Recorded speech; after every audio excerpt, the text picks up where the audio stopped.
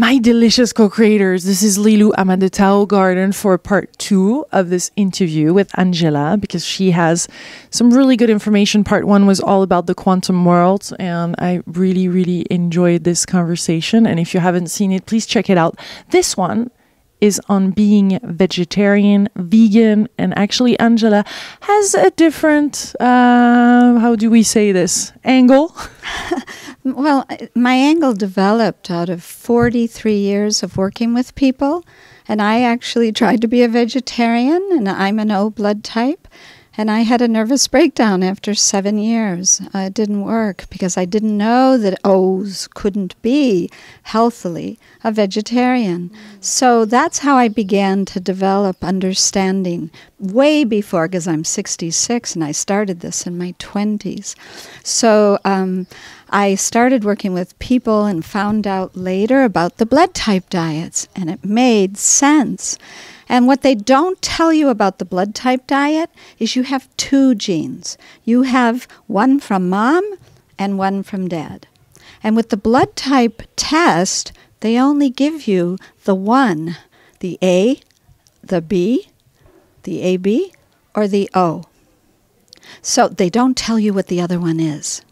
And so what happens is the ones, I hope, shall I talk about what those blood types mean and and why they've written? Yes. Okay, so what you need to know is that these doctors, a biochemist and his son, did research, and what they found, looking at antibody reactions, is that the O's were like plains people. They were the people who went out hunting, and they ate meat, raw meat, and anything they could grab on the way, vegetables, eggs if they were lucky enough to find one. But they were mainly the meat eaters. And then some people went and settled down and started growing things, and those people turned into an A blood type.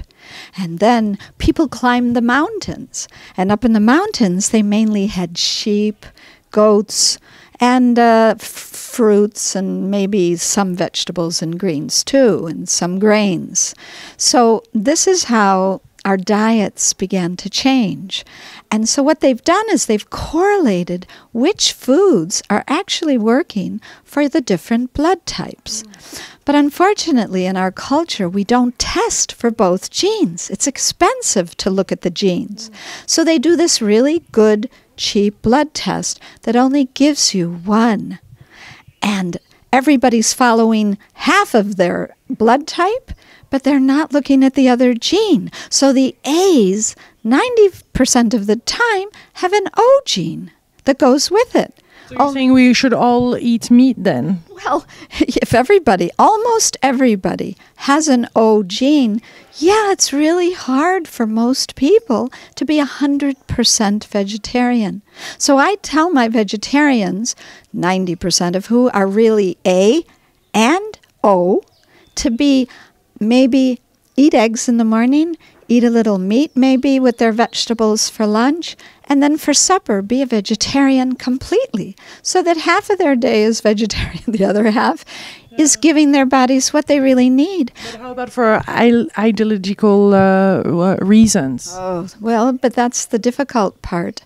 I've met one healthy vegan, period, and one healthy vegetarian in 43 years of diagnosing and treating as a licensed Oriental medical doctor and PhD in biochemistry from Berkeley, California, University of California, which is like the top biochemistry department next to Harvard. I'm not prejudiced, but it is. It's very good. So with all that knowledge behind me and Chinese medicine, where I got to know whether they had enough blood in their body, you can't even determine that with Western medicine. I can tell what percentage volume of blood you don't have enough of. And when I can figure that out, then I know whether you're eating, whether you're digesting, because I can tell what every organ's energy is doing. So putting that all together, plus the blood type, and I always ask them if they know their mother and father, because if the father or mother is an O and the other one's an A, then they know they have an O gene, because an O has 2 O genes. So what ideally do you think the portion of meat or fish we can have, or eggs, or is egg enough? I mean, how is this? Because a lot of us are become more and more vegetarian, not just that, because it feels like our vibration are getting higher too when we don't eat meat.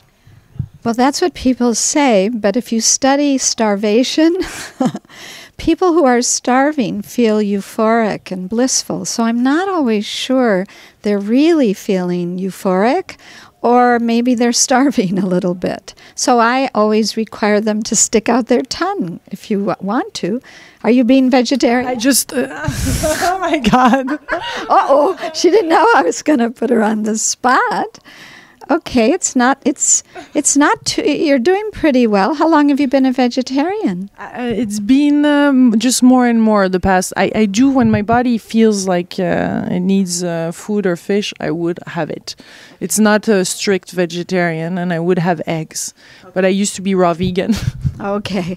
Well, I'm kind of glad, because it's very difficult. As I said, I've only met one woman who really made sure she got vitamin B12. It's really hard.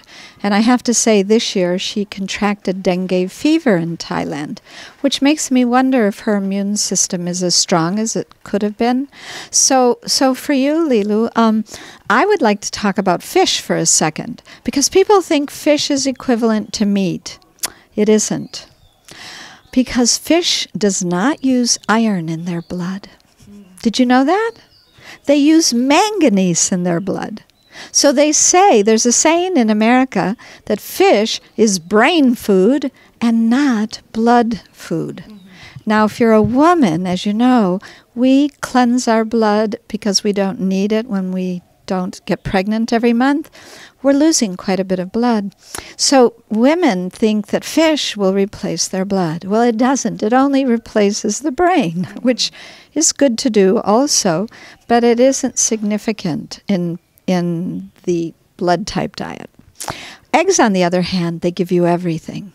People in our culture are against eggs because of that old cholesterol scare, but it got thrown out. The research never said that what you ate affected your level of cholesterol.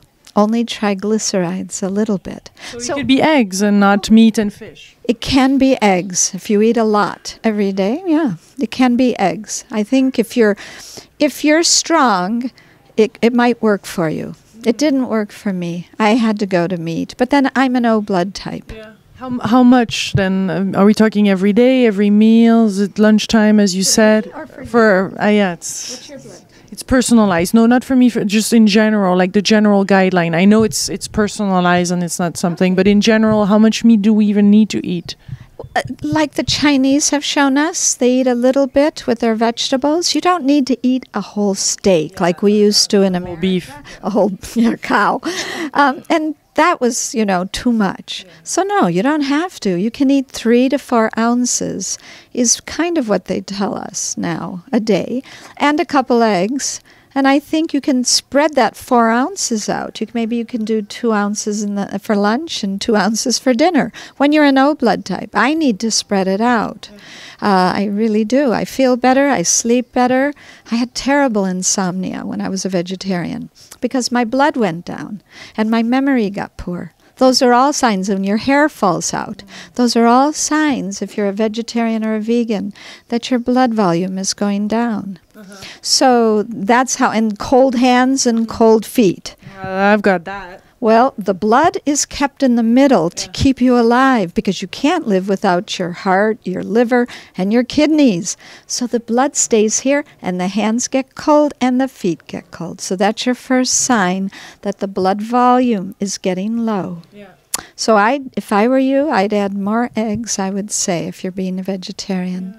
And see how you do. If your hands get warm again, you're probably doing okay. There's also some wonderful Chinese herbs.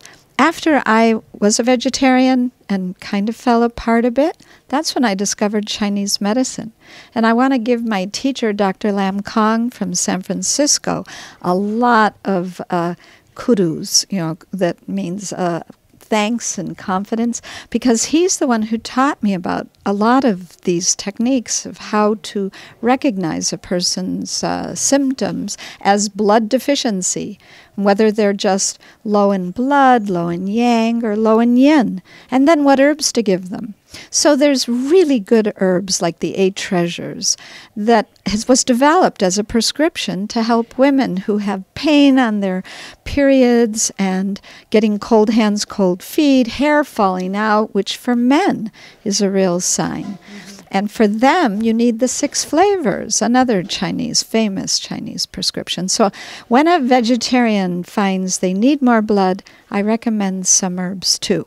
And of course, I recommend doing some quantum shifting so that you stop judging the meat eating as something so bad. I was blessed to live with the Hopi Indians.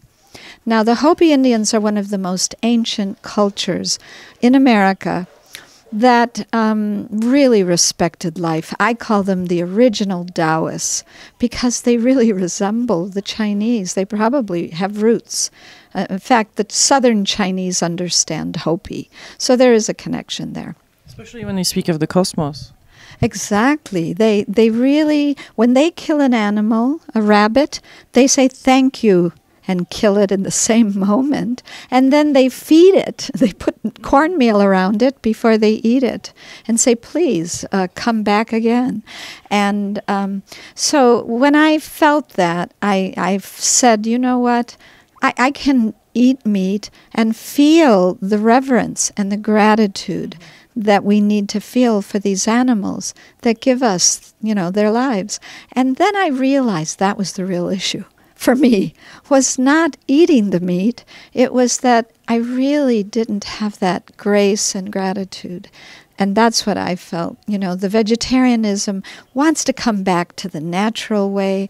The natural way is to be grateful and to raise the animals in a happy, healthy way, which, of course, I live in Hawaii, so I get to experience that.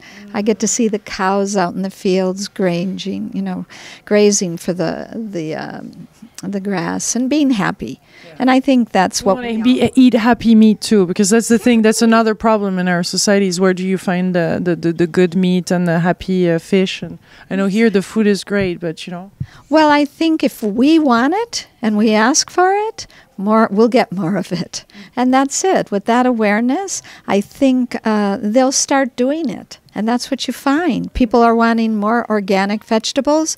There are more people out there growing organic vegetables.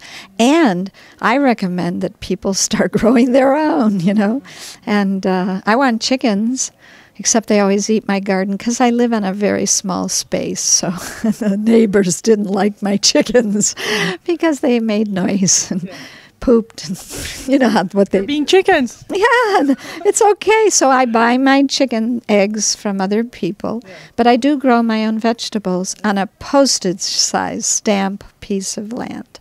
Very small.